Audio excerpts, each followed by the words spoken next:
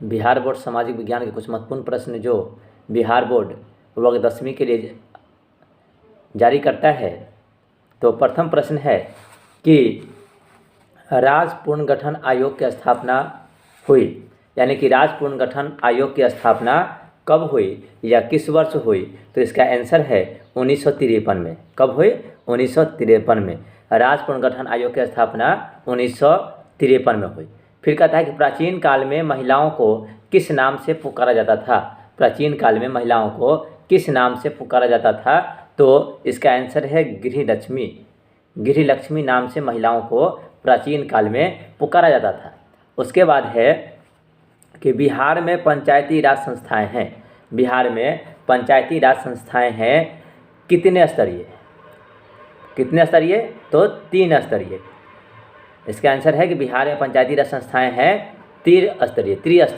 उसके बाद है कि पंचायत समिति का प्रमुख प्रधान कौन होता है। पंचायत समिति का प्रधान कौन होता है। तो आंसर है कि पंचायत समिति का प्रधान प्रमुख होता है। पंचायत समिति का प्रधान कौन होता है? तो प्रमुख होता है। निम्न में से कौन सा एक केंद्र शासित प्रदेश है? निम्न में से कौन सा एक केंद्र शासित प्रदेश है? ऑप्शन में है बंगाल, छत्तीसगढ़, मुंबई और लक्षद्वीप। इसका आंसर होगा लक्षद्वीप। भारत में महिलाओं के लिए आरक्षण की व्यवस्था है।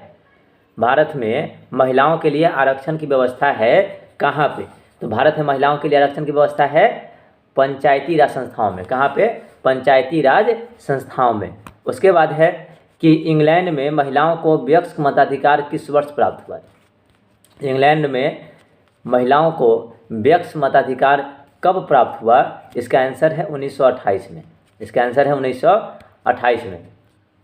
उसके बाद प्रश्न आता है कि किस देश को धार्मिक और जातीय आधार पर विखंडन का सामना करना पड़ा। उसके बाद क्वेश्चन आता है कि किस देश को धार्मिक और जातीय आधार पर विखंडन का सामना करना पड़ा। आंसर है बेल्जियम को। किसको? बेल्जियम को। आंसर है बेल्जियम को। उसके बाद है कि भारतीय संविधान के प्रथम अनुसूची में किसका वर्णन है। भारतीय संविधान के प्रथम अनुसूची में किसका वर्णन है। तो इसका आंसर है संघ और राज का। संघ एवं राज का। उसके बाद है कि भारत के आज़ादी के समय देशी राज्यों की संख्या कितनी थी। भारत के आज़ादी के समय देशी राज्यों की संख्या कितनी थी। तो इसकी संख्या 565 थी। देशी राज्यों की संख्या कितनी थी? देशी राज्यों की संख्या 565 थी, जिसको कि सरदार पटेल ने सभी को मिलाया था। उसके बाद है कि कौन प्राथमिक क्षेत्र का उत्पादन है। कौन प्राथमिक क्षेत्र का उत्पादन है। ऑप्शन में है कि विनिर्माण के उत्पादन, गाड़ी उत्पादन, यातायात और मछली उत्पादन। तो इसका आंसर होगा मछली उत्पादन। प्राथमिक क्षेत्र यानी कृषि से जुड़ा क्षेत्र। तो कृषि से जुड़ा क्षेत्र जो होता है वह मत्स्य पालन है। मत्स्य पालन कौन हो गया? प्राथमिक क्षेत्र का उत्पादन हो गया। उसके बाद है द्वितीयक क्षेत्र कहा जाता है। द्वितीयक क्षेत्र यानी कि औद्योगिक क्षेत्र, जो उद्योग से जुड़े होते हैं उसको औद्योगिक क्षेत्र कहते हैं। प्राथमिक क्षेत्र वो होते हैं जो प्रकृति से जुड़े होते हैं, उसे प्राथमिक क्षेत्र कहते हैं। और तृतीयक क्षेत्र जो सेवा क्षेत्र कहते हैं। तो प्रश्न है कि द्वितीयक क्षेत्र को कहा जाता है।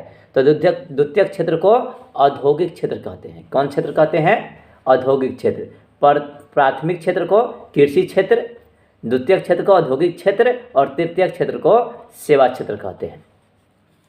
उसके बाद क्वेश्चन है कि प्रथम पंचवर्षीय योजना का काल था, यानी कि प्रथम पंचवर्षीय योजना का समय कब से कब तक था। 1951 से 1956 तक। 1951 से 1956 तक।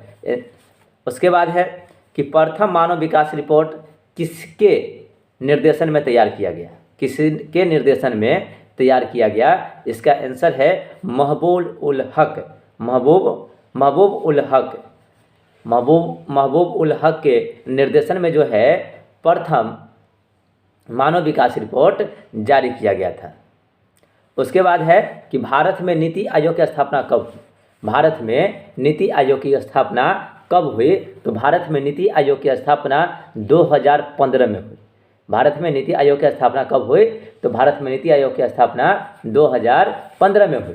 उसके बाद कहता है कि कौन सा देश विकसित अर्थव्यवस्था का उदाहरण है। कौन सा देश विकसित अर्थव्यवस्था का उदाहरण है?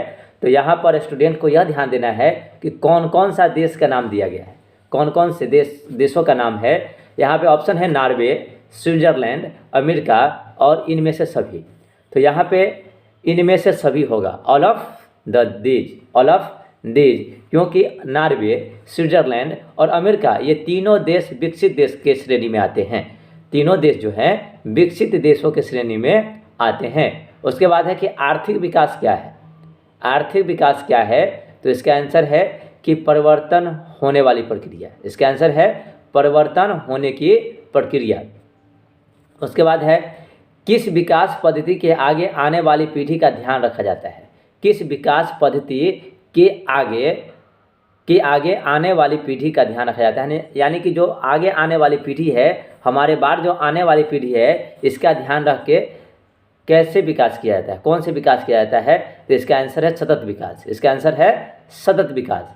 उसके बाद है भारत के पड़ोसी देशों में किस देश का प्रति व्यक्ति आय सबसे अधिक है? भारत के पड़ोसी देशों में किस देश का आय सबसे अधिक है? तो इसका आंसर है श्रीलंका। इसका आंसर है श्रीलंका।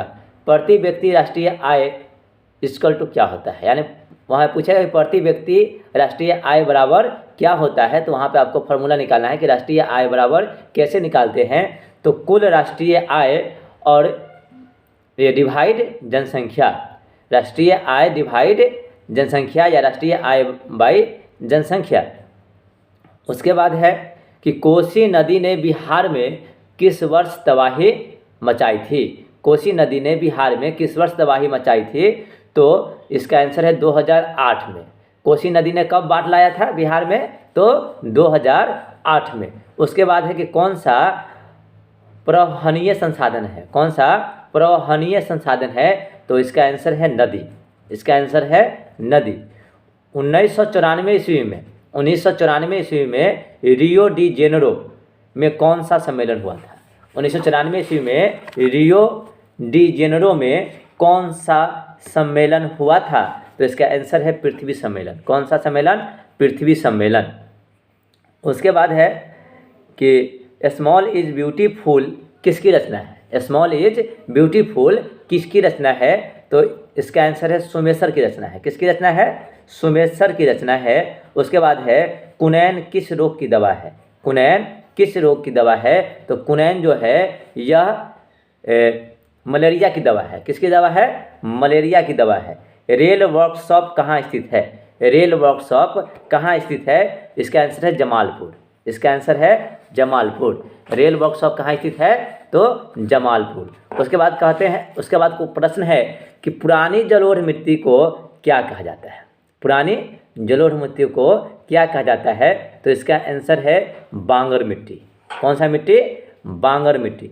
उसके बाद है कि भारत के सबसे अधिक विस्तार किस मिट्टी का है? भारत में सबसे अधिक विस्तार किस मिट्टी का है? तो आंसर है जलोढ़ मिट्टी की। कौन सी मिट्टी की? जलोढ़ मिट्टी की।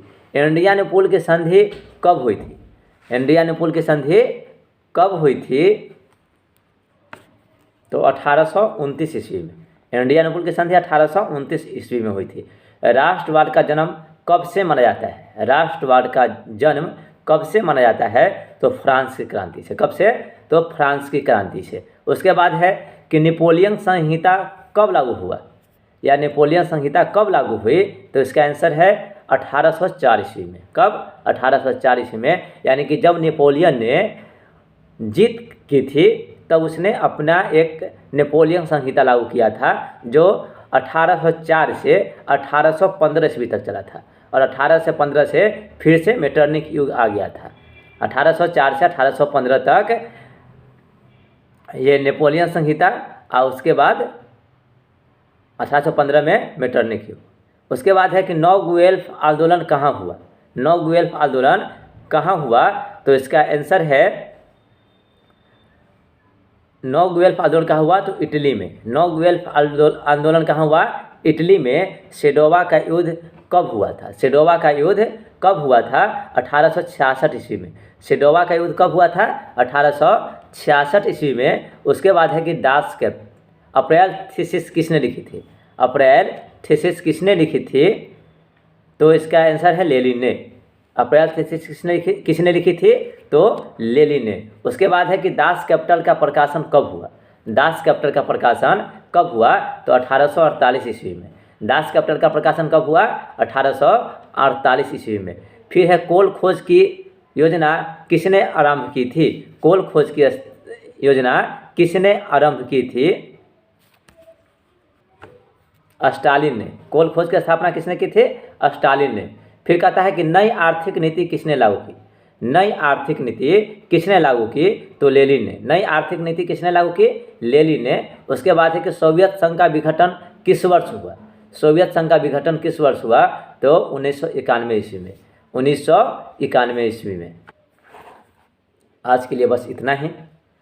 कल फिर मिलेंगे कुछ अच्छे प्रश्नों के साथ जो बोर्ड एग्ज़ाम में पूछे जाएंगे। तब तक के लिए धन्यवाद। जय हिंद, जय भारत, वंदे मातरम।